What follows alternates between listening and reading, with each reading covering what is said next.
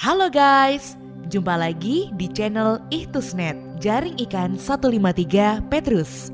Di sini kalian akan mendapatkan informasi dan wawasan tentang kekristenan dalam hubungannya dengan kepercayaan yang lain, supaya pencari-pencari kebenaran mendapat pencerahan dan berhenti menuduh serta membuka hati dan pikirannya untuk kebenaran yang memerdekakan. Yuk, stop debat dan mulai mengkaji dengan pikiran terbuka. Dan jangan lupa untuk klik subscribe, comment, like, dan share channel ini ke teman-teman kalian, supaya bersama kita kembangkan channel ini agar bermanfaat untuk membuka tirai-tirai yang tertutup karena prasangka, mencerahkan pola pikir, dan menciptakan saling pengertian. Kali ini kita akan membahas topik yang sempat viral mengenai Tuhan kok beranak? Kalau Tuhan beranak, yang jadi bidannya siapa?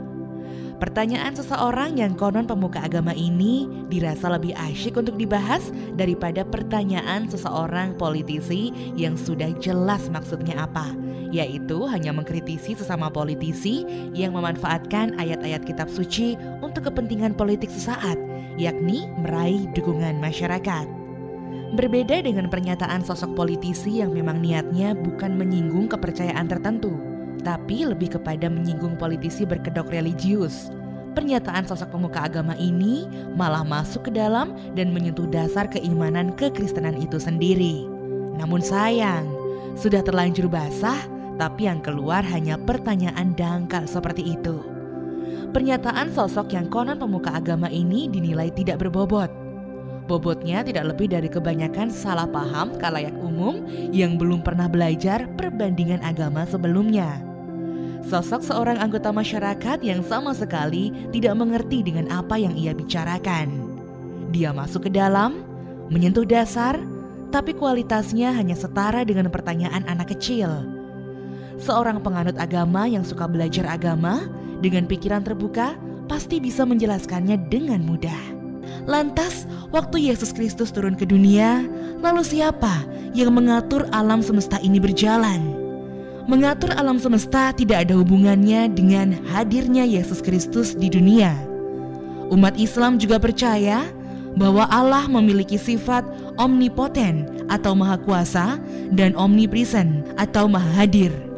Begitupun dengan umat Kristiani. Saat kita percaya bahwa Allah sedang hadir menjawab doa kita sekarang, tentu tidak perlu menyaksikan kemampuannya, di mana pada saat yang bersamaan ia juga bisa hadir di tengah-tengah saudara kita di belahan dunia lain. Bukankah Allah itu maha kuasa? Apakah benar Yesus adalah anak biologis Tuhan? Teman-teman harus paham bahwa umat Nasrani memiliki pemahaman yang sama dengan Islam, yakni Tuhan itu tidak beranak secara biologis. Alkitab tidak mengajarkan Allah melakukan hubungan biologis dengan Siti Maryam sehingga melahirkan Allah baru, yaitu Tuhan Yesus Kristus. Inilah pemahaman sebagian umat beragama lain yang keliru. Banyak dari mereka menganggap Tuhan Nasrani itu ada tiga: Tuhan Bapa, Tuhan Ibu atau Maria atau Siti Maryam, dan Tuhan Anak atau Yesus atau Isa. Mereka mempunyai pemahaman demikian, bahwa Yesus Kristus anak biologis Tuhan. Sulit membedakan antara bahasa figuratif dan bahasa harfiah. Dan anehnya, bila mendengar kalimat Muhammad adalah kekasih Allah, mereka tahu ungkapan tersebut hanya kiasan atau figuratif.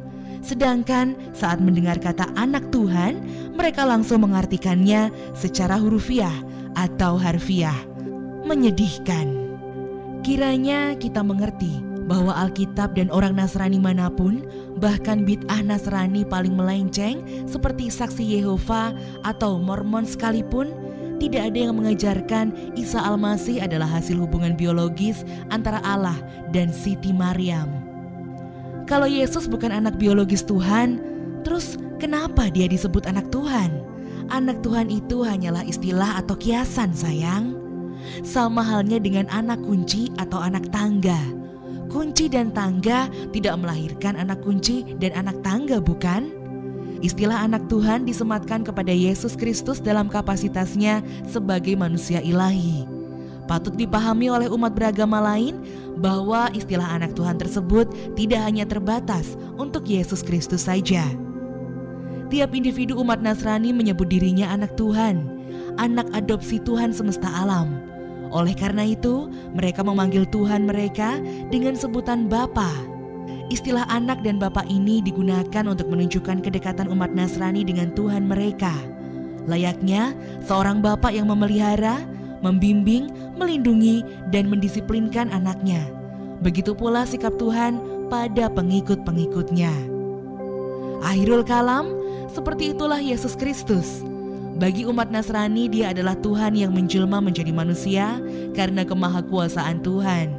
Tiada yang mustahil baginya, karena Tuhan dapat menjelma menjadi apapun, termasuk menjadi seorang manusia atau ciptaan, jika Tuhan berkehendak demikian. Jadi, tidaklah heran dalam dirinya terkandung atribut-atribut ilahi yang tidak dimiliki oleh manusia siapapun, bahkan oleh nabi manapun. Contohnya, berkuasa membangkitkan orang mati, berkuasa menghakimi umat manusia, berkuasa menundukkan gelombang angin ribut di perairan, berkuasa berjalan di atas air. Pun demikian, sosoknya tidaklah lepas dari sifat-sifat kemanusiaan, atau karena ia memang menjelma menjadi manusia, seperti dapat merasakan rasa sakit, kantuk, lapar, sekaligus atribut anak Tuhan juga tersemat padanya, sebagaimana umat Nasrani mengenal Allah dengan menyebutnya Bapa mereka. Sementara itu, umat Islam memandang Yesus Kristus atau Isa alaihissalam adalah suci. Al-Quran surah 19 ayat 19 dapat meniupkan nafas kehidupan pada tanah liat hingga menjadi burung. Al-Quran surah 3 ayat 49 dan banyak kuasa-kuasa lainnya. Hendaknya dari sebagian hal-hal yang sudah dipaparkan di atas dapat membantu teman-teman untuk memahami iman saudara sebangsanya yang beragama Nasrani, sehingga rasa saling menghormati dapat terjalin. Amin. Oke, ini dulu untuk video kali ini. Semoga kalian mengerti dan bermanfaat untuk semua yang menyaksikan. Untuk kritik dan komentar, kalian langsung tulis di kolom yang ada di bawah. Dan jangan lupa untuk klik subscribe, comment, like, dan share channel ini ke teman-teman kalian, supaya mereka tahu dan mengerti bahwa Tuhan kok beranak itu ya jangan diartikan harfiah atau hurufiah. Artinya Allah beranak biologis kali. Itu figuratis atau kiasan guys. Thank you and see you in our next video.